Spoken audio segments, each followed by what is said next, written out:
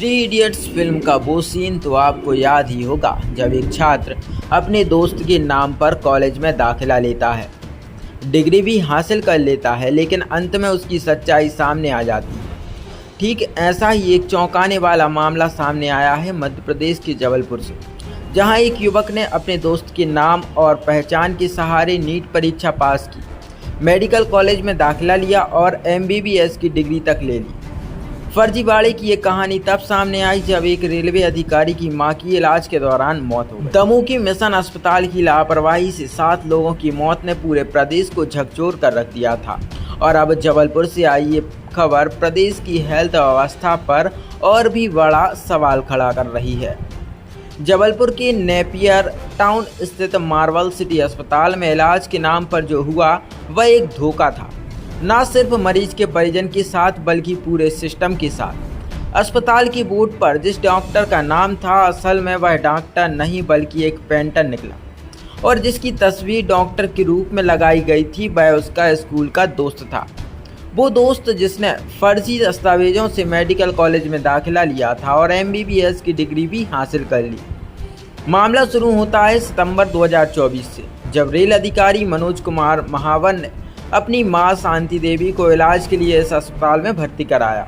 इलाज के दौरान उनकी मौत हो गई। जब बेटे ने डॉक्यूमेंट्स खंगाले तो पाया कि इलाज डॉक्टर ब्रजराज उइके की निगरानी में हुआ था, लेकिन जब मनोज महावर ने इस डॉक्टर से मिलने की कोशिश की तो अस्पताल लगातार उन्हें टालता रहा।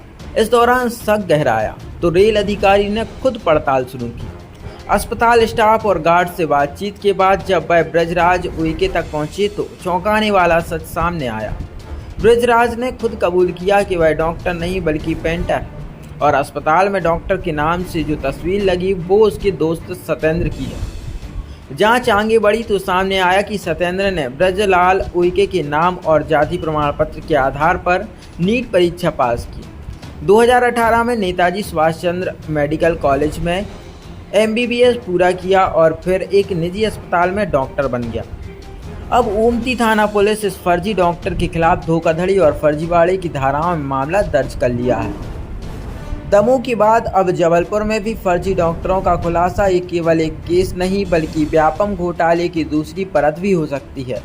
ऐसे में सवाल यही है कि क्या अब भी सिस्टम जागेगा या फिर धरती के भगवान कहे जाने वाले ये नकली डॉक्टर यूं ही किसी और की जिंदगी छीनते रहेंगे। मैं आप सभी के लाइट में ये चीज़ लाना चाहूँगा कि 1 सितंबर 2024 की रात को मेरे फैमिली फ्रेंड मनोज महावर जी की मदर की तबीयत काफ़ी ख़राब थी। हम उनको रेलवे हॉस्पिटल ले गए। देन उसके बाद हम उनको मार्बल सिटी हॉस्पिटल डॉक्टर के द्वारा रेफ़र करने के बाद उनको उस अस्पताल में ले गए, जहाँ शुरुआत से ही काफ़ी लापरवाहियों का सामना करने मिला। उसके बाद रात में करीबन 1-2 बजे के बाद वहाँ पे कोई भी डॉक्टर उपस्थित नहीं थे। जूनियर डॉक्टर और केवल नर्सों के भरोसे पूरा अस्पताल छोड़ दिया गया था।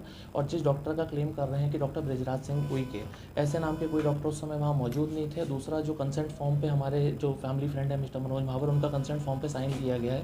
ऐसा बताया गया है कि मनोज महावर जी ने इसमें अपनी कंसेंट दिया है कि आप इसमें वेंटिलेटर मेरी मदर को नहीं लगाएं, जबकि कभी भी एक पुत्र अपनी माता के लिए ऐसा कभी नहीं बोलेगा और ऐसा कोई भी स्टेटमेंट नहीं हुआ। उसके बाद 2 तारीख की सुबह विगत 4-5-6 बजे के आसपास इनकी मदर ऑफ हो गई। इनकी मदर का देहांत हो गया, इनकी माताराम का देहांत हो गया। उसके बाद फिर हमने इस पर पूरी जांच करी, अपने स्तर पर हमने रिकॉर्ड्स निकाले, हमने हॉस्पिटल प्रबंधन से मिलने की कोशिश करी। मुलाकात जरूर हुई, पर हमने उस डॉक्टर से मिलने की कोशिश करी स्टेटमेंट देखने कि ऐसे कौन से डॉक्टर हैं जिसको एक पुत्र ने अपनी माता के लिए कंसेंट नहीं दिया, परंतु उस डॉक्टर से हमें नहीं मिलवाया गया। फिर उसके बाद हम प्रशासन के पास गए, जिला कलेक्टर के पास गए। जिला कलेक्टर के पास जाने के बाद फिर हमको CMHO रेफ़र कर गया। कलेक्टर साहब ने काफ़ी कोऑपरेट भी करा उसमें। फिर हम CMHO साहब के पास गए, उन्होंने एक कमेटी का गठन करा। उस कमेटी ने प्रोफेशनली तरीके से काम ना करते हुए, बहुत डिटेल में काम ना करते हुए 1-2 महीना लगा के कुछ भी ऐसा हमको रिजल्ट नहीं दिया जो ठीक हो, या फिर कोई भी ऐसी रिपोर्ट नहीं दी जो ठीक हो। फिर उसके बाद हम पुलिस प्रशासन के पास गए, उनको हमने ये पूरी शिकायतें करी, जो हमारी जांच थी, जो हमारी पर्सनल जांचें थी, वो हमने उनको हैंडओवर करी और उसके आधार पर फिर पुलिस प्रशासन ने उसमें एक FIR रजिस्टर करी। आपकी जांच पड़ताल में क्या निकल कर आया कि ये जो डॉक्टर हैं ये बेसिकली डॉक्टर नहीं है, ये बेसिकली ये एक पेंटर के नाम पे रजिस्टर्ड है। इनका आधार कार्ड पेंटर के नाम पे रजिस्टर्ड है, जो कि कटनी में निवास करता है।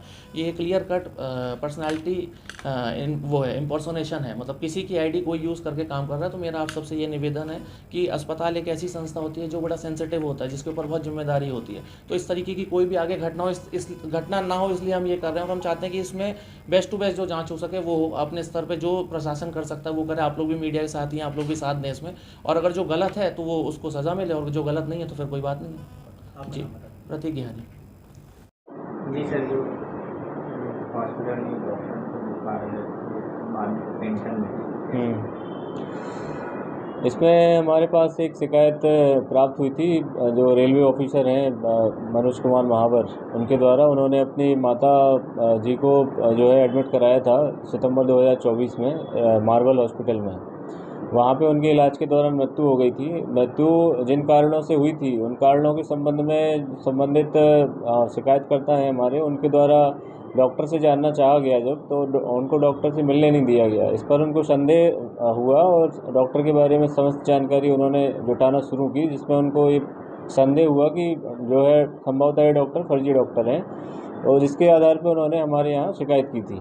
इस पर कार्रवाई करते हुए हमने जो शिकायत में जांच की थी उसमें कुछ ऐसे तथ्य निकले थे कि इन्होंने जो डॉक्टर थे ब्रजराज उइके, उनका असली नाम सत्येंद्र है, जो उनके एक स्कूल के मित्र थे ब्रजराज उइके, उनके नाम का सहारा लेके और उनके डॉक्यूमेंट को फॉर्ज करके यहाँ पे मार्वल सिटी हॉस्पिटल में जो है डॉक्टरी कर रहे थे।